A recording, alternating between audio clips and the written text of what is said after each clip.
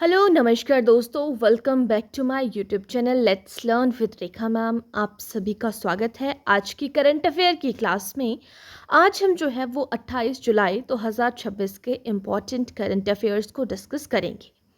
और ये जो करंट अफेयर है, मैं जैसे आप लोगों को हर क्लास में बताती ही हूँ कि ये सिर्फ एक एग्ज़ाम के लिए नहीं होता है।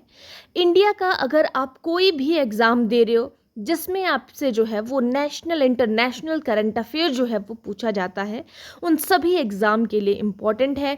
चाहे आप हिमाचल प्रदेश के किसी एग्ज़ाम की प्रिपरेशन कर रहे हो या चंडीगढ़ के किसी एग्ज़ाम की, कोई पुलिस का एग्ज़ाम है, पटवारी का एग्ज़ाम है, पंचायत सेक्रेटरी का एग्ज़ाम है, कोई भी टैट है, कमीशन है, बैंकिंग है, एसएससी का है, टीचिंग का है, यानी कि कोई भी कॉम्पिटिटिव एग्ज़ाम है, हाई से लेके लो लेवल से लेके हाई लेवल, किसी भी एग्ज़ाम की अगर आप बात करो तो सभी में जो है वो करंट अफेयर जो है वो पूछा ही जाता है।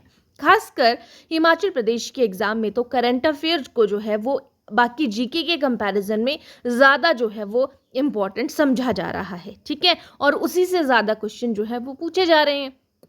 और इनमें किस तरीके के क्वेश्चंस जो है वो पूछे जा रहे हैं, बहुत से एग्ज़ाम अभी हाल फिलहाल में हुए तो उसमें जो है अपॉइंटमेंट्स के ऊपर, एक्सरसाइजेस के ऊपर, है ना, और आपके जो है वो स्पोर्ट्स की न्यूज़ के ऊपर बहुत जो है वो यहाँ पे मतलब डाला गया है जोर, ठीक है। तो ये आपको सारे पता होने चाहिए। तो इसी के रिगार्डिंग जो है मैं आप लोगों के लिए इंपॉर्टेंट क्वेश्चंस जो है वो हर क्लास में लेकर आती हूँ। तो अगर किसी ने अभी तक मेरी करंट अफेयर की क्लासेस को नहीं देखा है तो वो डेली मेरे साथ में जुड़ सकते हैं।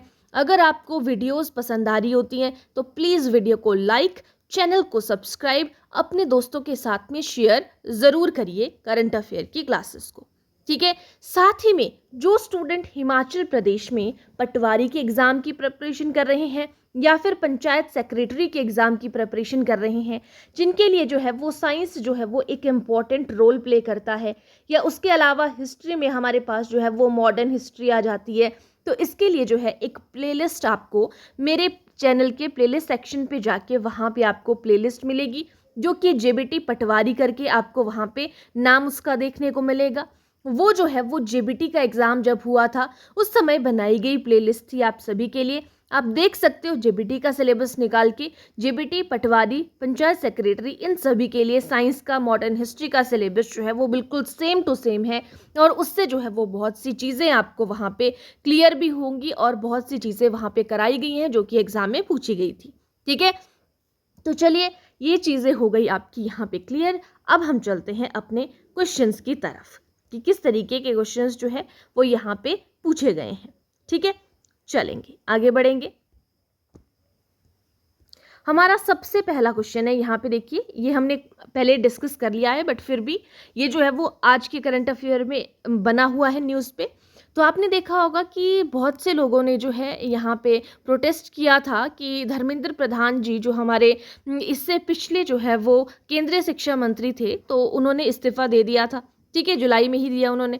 तो यहाँ पे किसने जो है वो कार्यभार संभाला था, तो हम पहले बात कर चुके हैं कि ये जो है वो प्रहलाद जोशी जो है, option number A correct answer होगा। इन्होंने जो है वो यहाँ पे कार्यभार संभाला है और धर्मेंद्र प्रधान ने जो है वो इस्तीफा दे दिया है। अब आ जाते हैं दूसरे पे कि जुलाई 2026 की बात हो रही है। Who has been appointed to head the high power task force on examination reform constituted in July 2026। यानी कि जुलाई 2026 में परीक्षा सुधारों पर, कि परीक्षा में सुधार होने चाहिए, उस पर गठित उच्चाधिकार प्राप्त कार्यबल का नेतृत्व करने के लिए किसे नियुक्त किया गया है कि वो परीक्षा में सुधार करेगा। नंदन नीलेकणी को, प्रहलाद जोशी को, अमिताभ कांत को, राजीव चंद्रशेखर को। तो करेक्ट आंसर होगा नंदन नीलेकणी को जो है वो यहाँ पे चुना गया है, ऑप्शन नंबर ए, ठीक है। परीक्षा में सुधार करने के लिए जो है यहाँ पे गठित उच्चाधिकार प्राप्त कार्यबल का नेतृत्व करने के लिए नंदन नीलेकणी को चुना गया है। और प्रहलाद जोशी तो हमारे केंद्रीय एजुकेशन मिनिस्टर बन गए, सेंट्रल एजुकेशन मिनिस्टर बने हैं, ठीक है। आगे चलेंगे, अपॉइंटमेंट्स ही है। जुलाई 2026 में दिल्ली महिला आयोग, जिसको हम जो है वो दिल्ली कमीशन की बात कर रहे हैं, दिल्ली कमीशन फॉर विमेन के अध्यक्ष के रूप में किसे नियुक्त किया गया, जो कि महिला आयोग के अध्यक्ष की बात हो रही है, कौन से, ठीक है।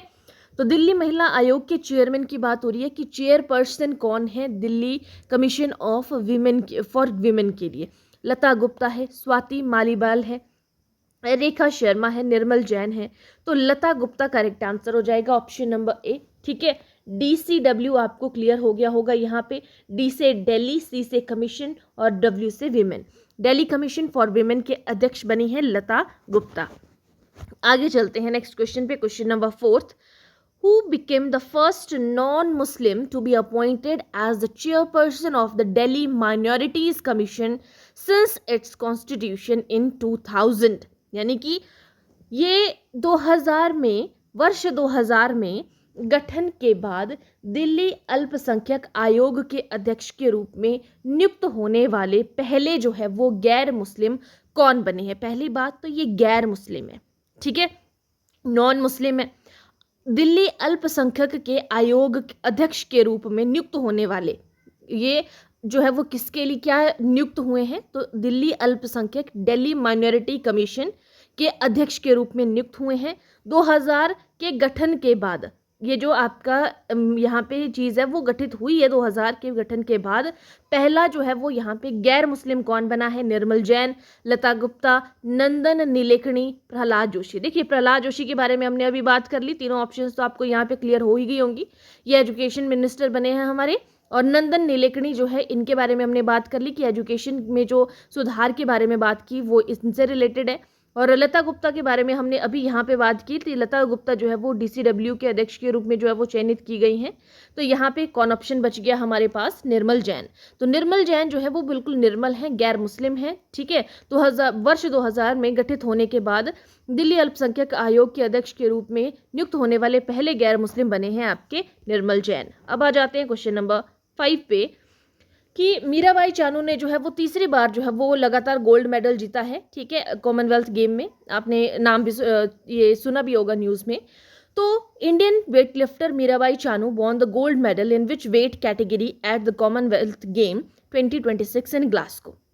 अब ये भी आपको पता है कि कॉमनवेल्थ गेम हम हर क्लास में देखते हैं कि कहाँ पे आयोजित किए गए थे, ग्लासगो में आयोजित किए गए थे। तो भारतीय भारोत्तोलक मीराबाई चानू ने ग्लासगो में राष्ट्रमंडल खेल 2026 में किस वजन वर्ग में स्वर्ण पदक जीता। कितना वेट लिफ्ट इन्होंने किया था, तो यहाँ पे 48 किलोग्राम जो है, 48 किलोग्राम जो है इन्होंने वेट जो है वो लिफ्ट किया था, वेट उठाया था, ठीक है। इसमें इन्होंने जो है वो गोल्ड मेडल जीता है।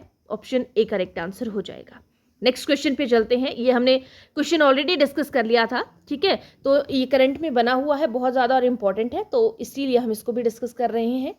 Who became the first Indian women to win the individual world junior squash championship title on Ontario Canada. Ontario, अभी तक हम एग्जैक्ट जगह की अगर हम बात करें तो ओंटारियो की हम बात कर रहे थे। तो ओंटारियो कहाँ पर पड़ता है आपका, ओंटारियो पड़ता है आपका कनाडा में, ठीक है।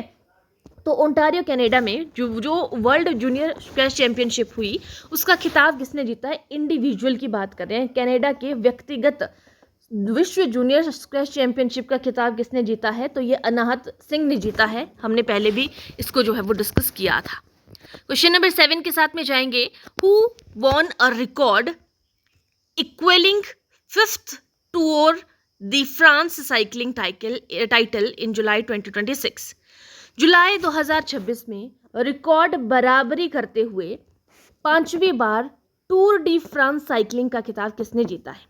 इन्होंने रिकॉर्ड की बराबरी कर दी और 5वीं बार रिकॉर्ड बराबरी करते हुए रिकॉर्ड बराबर रखा और 5वीं बार टूर डी फ्रांस साइकिलिंग का खिताब जीता। तो 5वीं बार किसने जीता, तादेज पोगाचार ने, जोनास विंगेगार्ड ने, या प्रिमोज रोग्लिच ने, या रेमको एवेनपोल ने। तो करेक्ट आंसर हो जाएगा तादेज पोगाचार, ठीक है। Option number A correct answer होगा। तादेज पोगाचार जो है यहाँ पे ऑप्शन ए का करेक्ट आंसर बन जाएगा। नेक्स्ट क्वेश्चन है, which team won the ultimate table tennis. UTT की बात हो रही है यहाँ पे कि किसने जो है वो यूटीटी जीता season 7 championship title in Panaji Goa. ये जो पणजी गोवा है, पणजी गोवा की हम यहाँ पे बात कर रहे हैं, पणजी या पणजी आप बोल दो। तो जो पणजी गोवा में हम बात कर रहे हैं यूटीटी यानी कि अल्टीमेट टेबल टेनिस का जो सीजन 7 चैंपियनशिप का खिताब जीता वो किस टीम ने जीता। पणजी आपको पता है कहाँ पे है, गोवा में है। एग्जैक्ट जगह पूछी पणजी में जाएंगे, अगर आपसे नॉर्मली पूछा स्टेट तो आप गोवा के साथ में जाएंगे। तो पणजी गोवा में हुआ आपका अल्टीमेट टेबल टेनिस सीजन 7 हुआ उसका। चैंपियनशिप का खिताब किस टीम ने जीता? यू मुंबा टीटी ने, या गोवा चैलेंजर्स, जयपुर पैट्रियट्स ने, या फिर चेन्नई लायंस ने? करेक्ट आंसर होगा you Mumba TT, option number A. UTT से आप याद रख लोगे, यहाँ पे यूटीटी, यू मुंबा टीटी, ठीक है, इस तरीके से। तो यूटीटी का जो 7th यहाँ पे सीजन हुआ, सीजन 7 चैंपियनशिप पणजी गोवा में हुआ, और ये जो है वो यू मुंबा टीटी ने जीता है। Next question, question number 9, which country won the gold medal in the men's category at the FIH Youth Hockey 5S Asian Championship held in Muscat? यानी कि FIH की बात करें तो वो है आपके पास फुटबॉल फेडरेशन के बारे में बात हो रही है यहाँ पे, ठीक है। तो यहाँ सॉरी हॉकी फेडरेशन के बारे में बात हो रही है ना।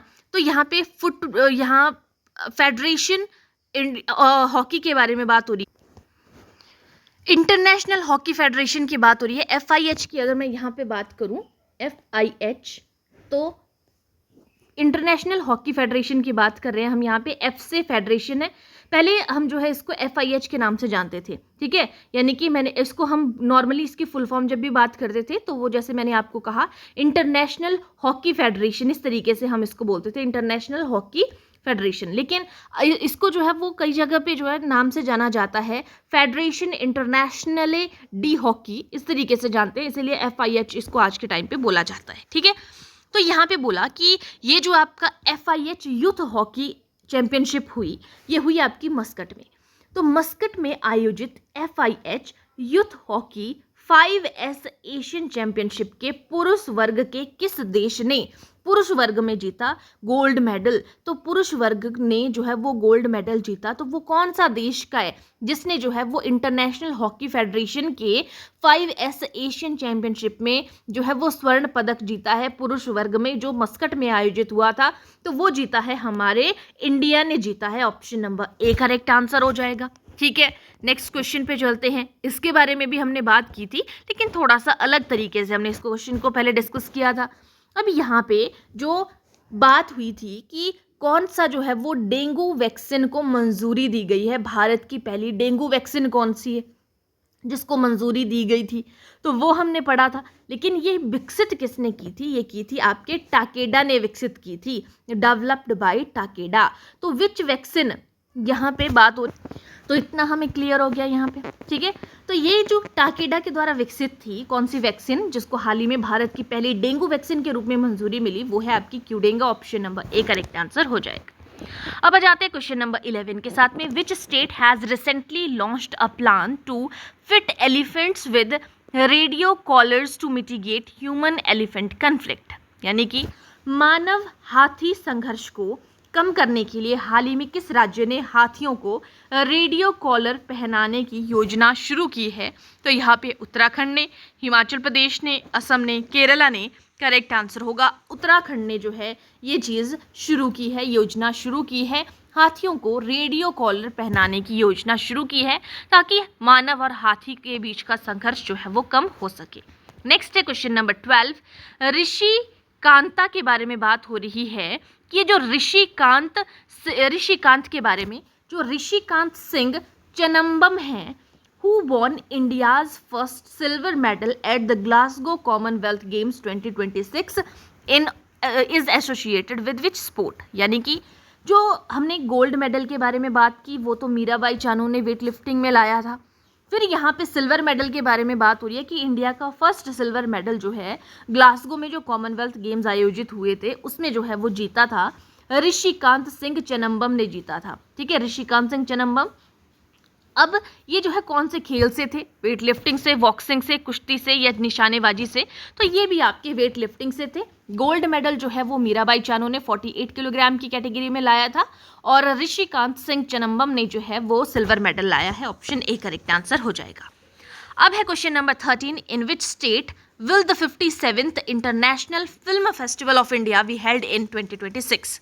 अब जो अंतर्राष्ट्रीय फिल्म महोत्सव हुए 57th नंबर के, 57वां भारतीय अंतर्राष्ट्रीय फिल्म महोत्सव का आयोजन हुआ, तो वो किस राज्य में हुआ? International film festival Goa, Maharashtra, Kerala, Karnataka. तो ये गोवा में हुआ, option number A. 57th number का इंटरनेशनल फिल्म फेस्टिवल गोवा में हुआ। नेक्स्ट है क्वेश्चन नंबर 14। द नालबना, जो यहाँ पे बात हो रही है कि नलबना जो वर्ड सेंचुरी है, Nalbana bird sanctuary recently in news for illegal fishing हो रही है।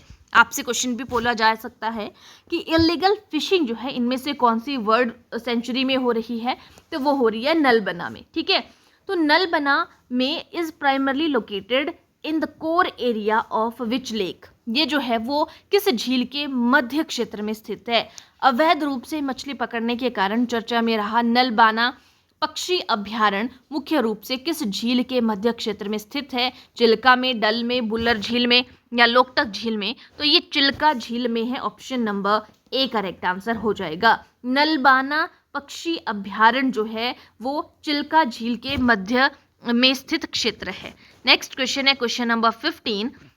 Which state is launching a first of its kind islands tourism project at Govind Sagar lake to boost tourism? यानी कि पर्यटन को बढ़ावा देने के लिए जो गोविंद सागर झील है जो कि बिलासपुर में है, अपनी तरह का पहला आइलैंड टूरिज्म प्रोजेक्ट किस राज्य के द्वारा शुरू किया जा रहा है? गोविंद सागर झील में अपनी तरह का पहला आइलैंड टूरिज्म प्रोजेक्ट शुरू कर रहा है, तो वो है आपको पता है गोविंद सागर झील, मैंने अभी आपको बता दी, ये जो है वो सबसे बड़ी आर्टिफिशियल लेक है जो कि हिमाचल प्रदेश में है। तो यहाँ पे पर्यटन को बढ़ावा देने के लिए गोविंद सागर में अपनी तरह का पहला आइलैंड टूरिज्म प्रोजेक्ट जो है वो शुरू करने की योजना बना रहा है, शुरू किया जा रहा है। अब कुछ स्टैटिक जीके के क्वेश्चन की बात करेंगे। मदुरई किस नदी के तट पर स्थित है? जो शहर है मदुरई वो कहाँ पे है? तो वो वेगई नदी के किनारे पर स्थित है, ऑप्शन नंबर ए तट पर स्थित है। नेक्स्ट क्वेश्चन है WII कहाँ पे लोकेटेड है? Wild life institute of India के बारे में बात हो रही है, उसका हेडक्वार्टर कहाँ पे है? Wild life institute of India का देहरादून, शिमला, भोपाल, न्यू दिल्ली। तो वो है देहरादून में, option number A correct answer हो जाएगा। नेक्स्ट क्वेश्चन है द कुंभ मेला जो है वो उज्जैन में लगता है, वो कौन सी रिवर के किनारे होता है? तो उज्जैन में कौन सी नदी है? क्षिप्रा नदी है। उज्जैन शहर जो है वो क्षिप्रा नदी के किनारे है, या उज्जैन में कुंभ मेला जो है वो आपके क्षिप्रा नदी के तट पर लगता है, याद रखेंगे। नेक्स्ट क्वेश्चन है IWF की फुल फॉर्म आपसे कई बार पूछ ली जाती है, तो IWF की फुल फॉर्म है इंटरनेशनल वेट लिफ्टिंग फेडरेशन। ठीक है, तो इंटरनेशनल वेट लिफ्टिंग फेडरेशन का हेडक्वार्टर कहाँ पे है? लसाने स्विट्जरलैंड में, जेनेवा स्विट्जरलैंड में, पेरिस फ्रांस में, रोम इटली में। करेक्ट आंसर हो जाएगा लसाने इंटरनेशनल, ये स्विट्जरलैंड में है, option number A correct answer हो जाएगा। और आज की क्लास का लास्ट क्वेश्चन NFDC के बारे में बात हो रही है कि national film development corporation of India, full form याद रखेगा NFDC की।